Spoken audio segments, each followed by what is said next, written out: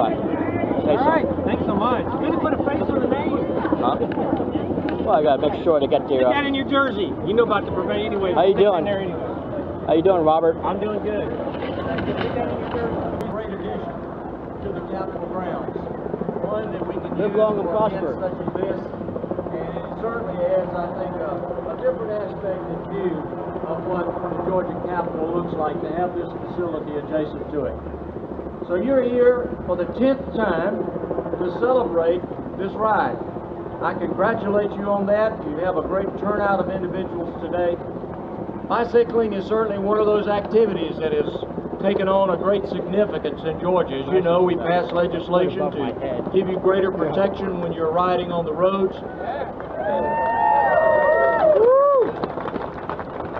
And you have formed organizations and clubs throughout our state that encourage bicycling, which is, of course, a great way of getting exercise and enjoying the beautiful outdoors of the state of Georgia. So I commend you for what you're doing.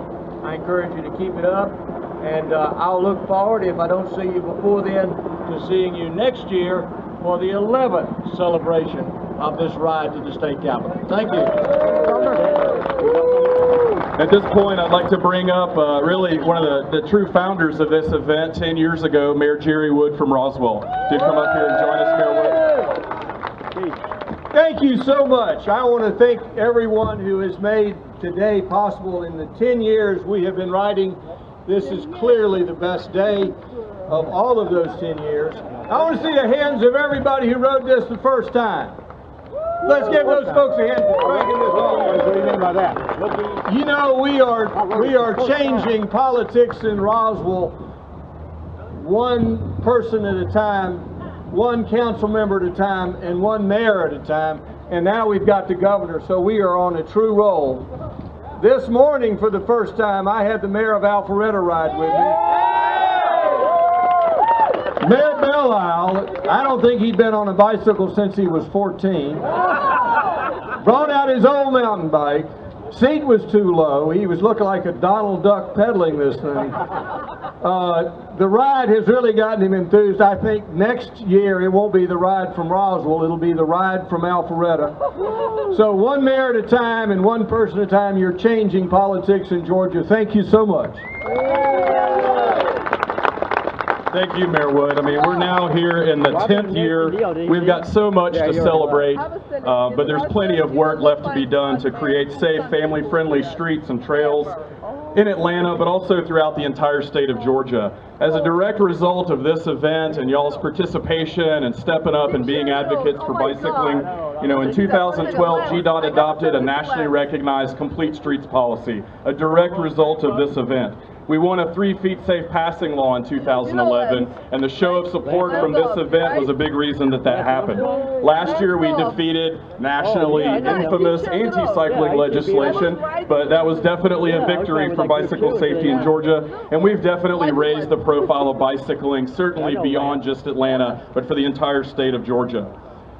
You know, our next step is to make those modest but meaningful investments that are necessary to position Georgia as the livable, vibrant, bicycle-friendly destination of the Southeast. Cities and states around the country and here in Georgia are getting really serious about investing in these balanced, sensible transportation systems. Here in Atlanta, you know, y'all just passed overwhelmingly a bond that's going to repair streets and sidewalks and build much needed bicycle facilities. So a big round of applause to the city of Atlanta. Thank you, Senator. I'd like to now bring up a very good friend of mine and a real champion for bicycling, Miss Debbie Kohler from Canton. She's going to tell you a really powerful story about why she cares about bicycling safety in Georgia.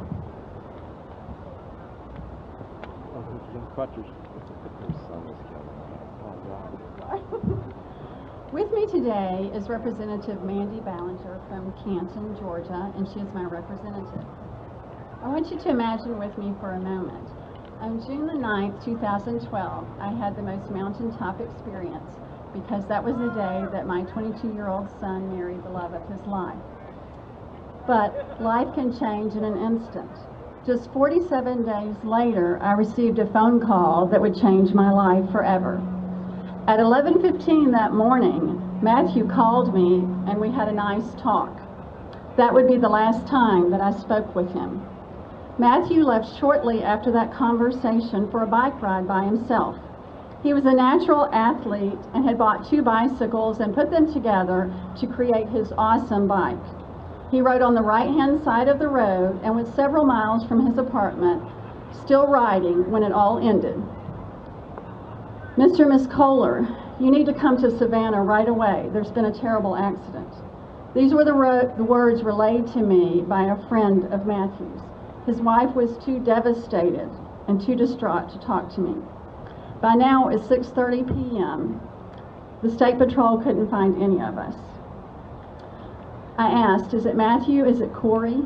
Is it both of them? No, it's just Matt. Is he alive? No answer. You just need to come. So I call my husband and I drive the 25 minutes home by myself. And my husband thinks I'm at home, and he calls this same person, and on the way home he calls me and says, Debbie, you're right. Matthew is dead. I see the State Patrol car just before I arrive home, and I know that that's the car that was at my house telling my husband that our son was gone. Matthew was dead. My young son, who had 1 semester left in college, my hilarious, athletic, compassionate, loving son was gone, the victim of a brutal accident involving a car.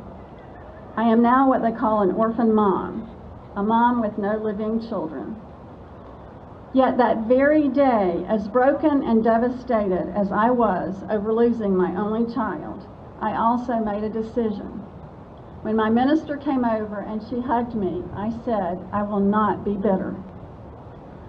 My son, my only son, was gone. I miss him so much, but I have chosen to turn Matthew's life into a campaign of awareness. You see, I believe life is made up of decisions and priorities. I tell my story often. In this busy, moves too fast, me first world, everything is a matter of priorities. Please don't tell me there's no room to put a bicycle lane in.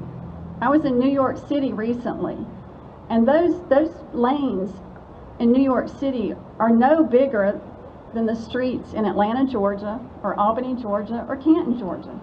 And they have bicycle lanes, and people ride bicycles in 1-degree weather. We can do it. Matthew was doing all the right things. He was riding on the right side of the road on a hot, clear day, obeying the traffic laws. The road had 5 lanes and it wasn't busy, but there was no bicycle lane.